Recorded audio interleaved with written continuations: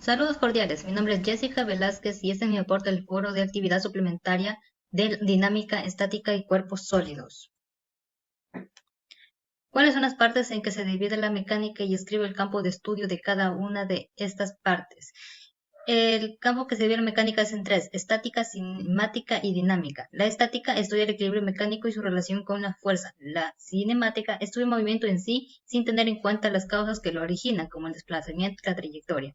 La dinámica se ocupa principalmente del estudio de las fuerzas y de cómo afecta el movimiento o el comportamiento de un objeto.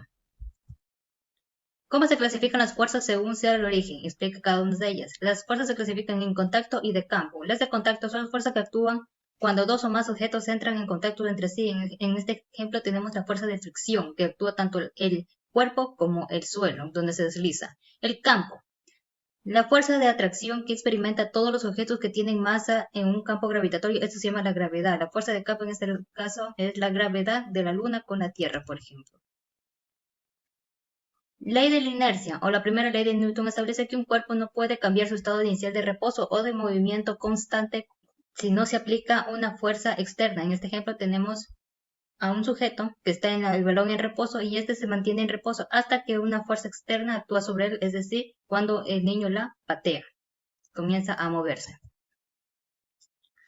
Ley fundamental de la dinámica. La segunda ley de Newton dice que la aceleración y la fuerza externa neta son directamente proporcionales y que existe una relación inversamente proporcional entre la aceleración y la masa. En este ejemplo tenemos una puerta de madera y una puerta de metal. Como sabemos, la puerta de madera es liviana, para nosotros sí podemos cerrarla fácilmente, mientras que una puerta de metal, siendo más pesada, se necesita mucha más fuerza aplicada para poderla cerrar.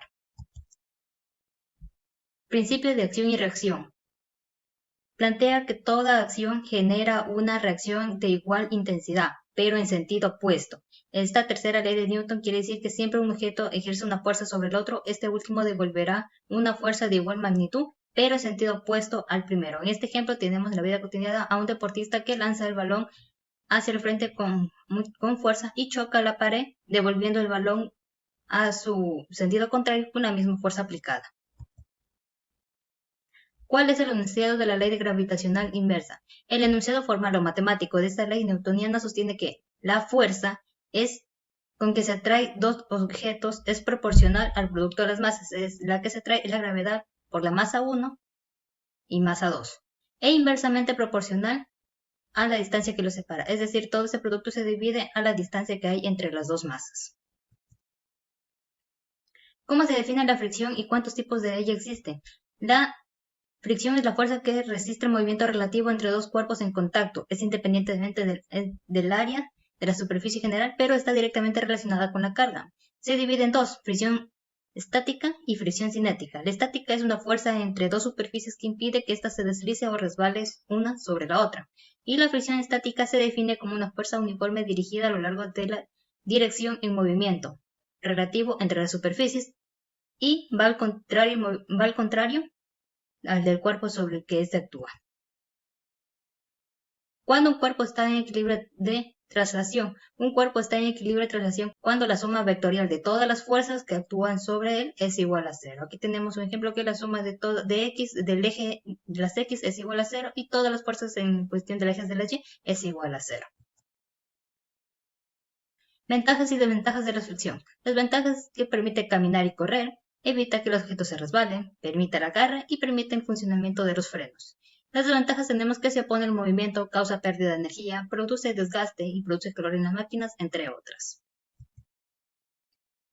Ejemplo de cómo reducir la fuerza de fricción. Dice que la fricción es la fuerza que se opone al movimiento de un objeto, pero se puede reducir la fricción entre superficie. Por ejemplo, aquí tenemos una bisagra, la cual lubricamos para que